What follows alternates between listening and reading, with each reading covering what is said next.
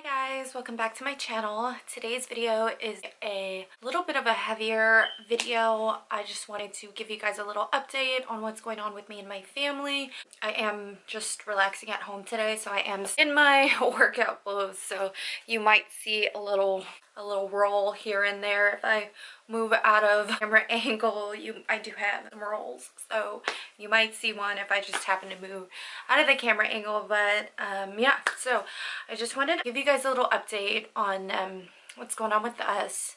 So this is going to be a pretty heavy video, so there might be some tears. I'm going to try to keep it to a minimum, but for the most part I can't promise anything. But if you guys follow me on Instagram, you might have saw some of my stories that Braylon, my oldest son, his great-grandmother, I should say, passed away last week. It was actually the day that we went to see her. So she had been diagnosed with cancer probably at the end of last year. We are in March of 2021 now, and she had been diagnosed with cancer. I want to say, I don't remember the exact date, but I know it was kind of around the holidays, so maybe Thanksgiving or Christmas-ish. So this was all pretty quick that this happened. But if you guys don't know, I don't think I've ever said it on my channel, but if you can do math, my son Braylon is 13 years old and I am 30, so I was a teen mom. I had my son Braylon, my firstborn, at 17 years old.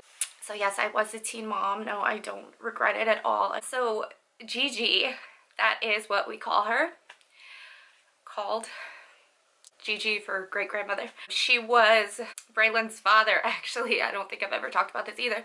Braylon's father has actually passed away too. He passed away in 2016, I believe it was. So Braylon was pretty young. Braylon was maybe 8 or 9, I think, when his father passed away. So I met Braylon's father in high school, and we were high school sweethearts. We were together all through high school. I met him my freshman year, and we were together up until I was about the age of 21. So we were together for a very, very long time. But yeah, so I met Adam, his father, in high school, and so I got pregnant.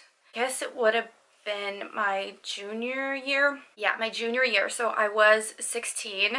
I had Braylon in the summer from junior year to senior year. So when I went into senior year in high school, I had my son. I had my little baby because I had him in July. So I've known her since I was 14 years old, since I was a freshman in high school. And even though that relationship ended with my ex, obviously, of course, you know, the relationship never changed with my son and family, and she has always made it very clear to me that she sees me as a granddaughter, and we've always been very close to this day. We still are very close. That relationship never changed over the years, so I definitely see her as a second grandmother to me. My grandmother passed away when I was 14 years old, so I don't have my grandmother anymore. But I've always thought of her as a second grandmother to me. Yeah. Oh, I'm gonna try to not to cry, but so the cancer was very aggressive. It had only been a couple months, and we got a call on maybe Wednesday night from Braylon's grandmother, who is Gigi's daughter. She called me and said that it was coming on quicker, more and more aggressive, so we needed to get Braylon, my son, out there to visit her. She couldn't talk anymore because, you know, cancer just spreads, and she just wasn't able to talk anymore, but that she wanted to see him. So of course they were an hour, maybe an hour and a half away. She actually lived not too far from us, but when she got sick, they moved her out towards closer to be with her daughter. So it was really hard for her to make that drive back and forth to see her mom. So they just moved her out to the north side. She called me Wednesday night and said that they would probably want to get Braylon out there this weekend to spend some time with her because they didn't think that it would be much longer. And I didn't realize that it would hit me so hard the way that it did. She called him that night and she told him too that he needed to come see Gigi, and he agreed. He said he wanted to see her because he hadn't seen her in quite some time because, you know, of COVID and everything. He wasn't really able to see her, you know, with older people. But yeah, so I dropped him off at school and everything was fine, but then on the way to work, I was driving to work. This was Thursday morning. It all just kind of started hitting me that it was real and that we were losing her, and that I never really got to say thank you to her for everything that she had done for me and for Braylon. You know, me being a teen mom and everything, you guys know that I've told you before that I went to hair school and I did all of that. I went to high school, I went to hair school, all of that worked. During all of that time, Braylon was with her. He was with Gigi, so she was very, very close to him, and she was a huge part of my life, and she was a huge help to me. She would take him to doctor's appointments, she would take him to the dentist, she would take him everywhere that I couldn't because I had to be in school or I had to work or I had to do this or do that. And she never complained, you know. She loved him so much, and I don't know, it all just hit me really, really hard and fast that I never got to say thank you to her. So I got to work and I was pretty much looking like this. You know, I kind of tried to hide it, but you can't really, you know, you look like you've been crying and you look like you're upset. So people were able to tell. Some people didn't want to ask. People, you know, just ask, are you okay? And things like that. Shortly after I got to work, I got a call from Braylon's grandmother, and she told me that Gigi's caretaker called and said that it couldn't wait till the weekend, that we should probably get him out there to see her because it wouldn't be probably much longer that we would have with her. She could tell that I had been crying and she asked if I was okay. And I told her that I wasn't, because, you know, I basically just told her everything that I just told you guys, that there's just no way that I could ever say thank you enough to her for everything that she'd done for me and for loving me and for treating me like a granddaughter for all of this time. And she asked if I wanted to come because I was at work, but my dad is retired, so my dad was gonna go and pick up Braylon from school and go ahead and make the drive out there, and she asked if I wanted to come see her too, and I said I did. I just had to find somebody to come to work and fill in for me if I could leave, and thank goodness there were some really good friends and coworkers that were able to come.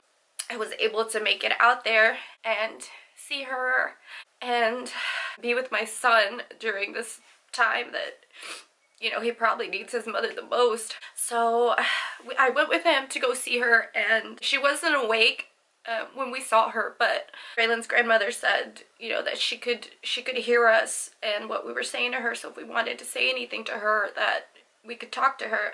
Braylon's only 13, so I think that for him, he didn't really know what to say, so he didn't really have much to say, but I was able to go up to her and hold her hand and talk to her and tell her everything that I wanted to say and that I loved her.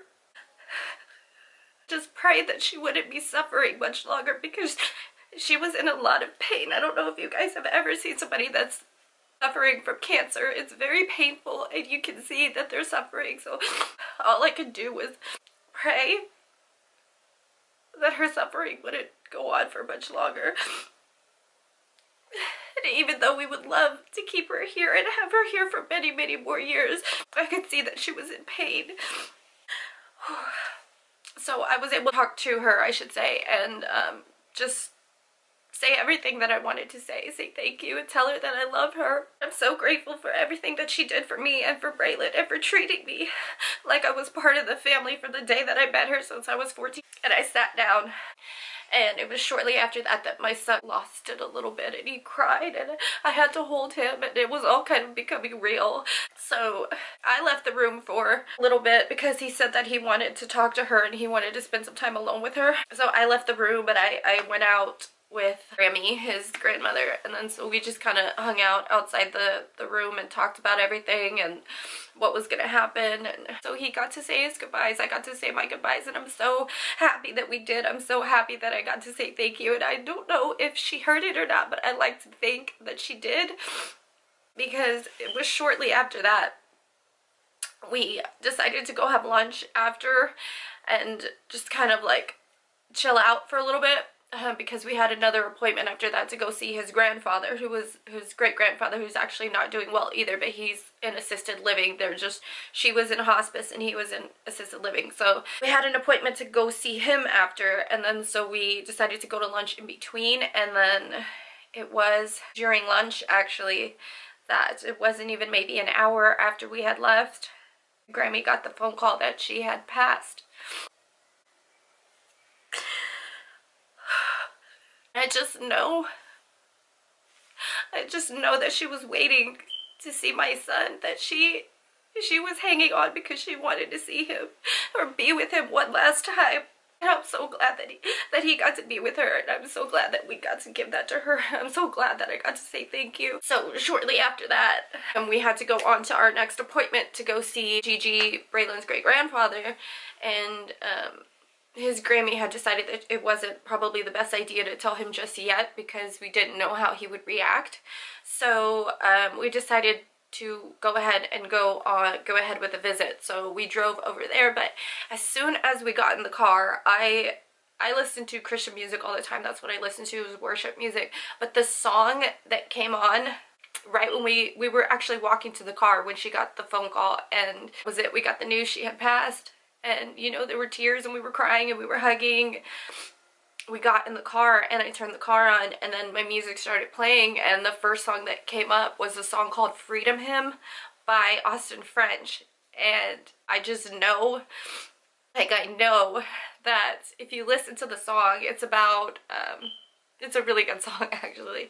So it's about chains breaking and hearts changing and souls being forgiven, and it's a happy song. It's a song about being free, being finally free. And I just know that was God telling me that she was free and that she was with him now.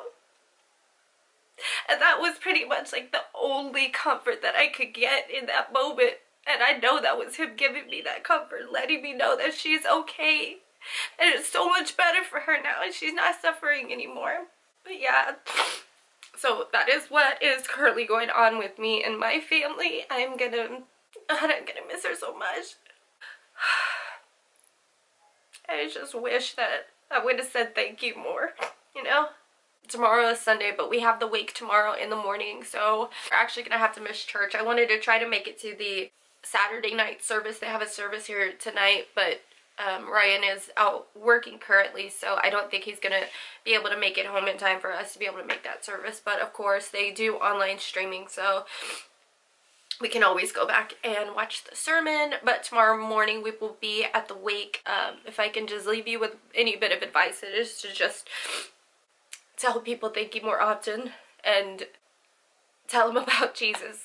Hey guys, sorry my camera died and overheated at the same time, so I had to charge it for a bit. But yeah, that is what is going on with us. Braylon is currently with his other side of the family right now. They are, of course, wanting to spend some time with him right now. So they picked him up yesterday and he's currently with them, but we're all gonna see each other tomorrow because we have the wake in the morning.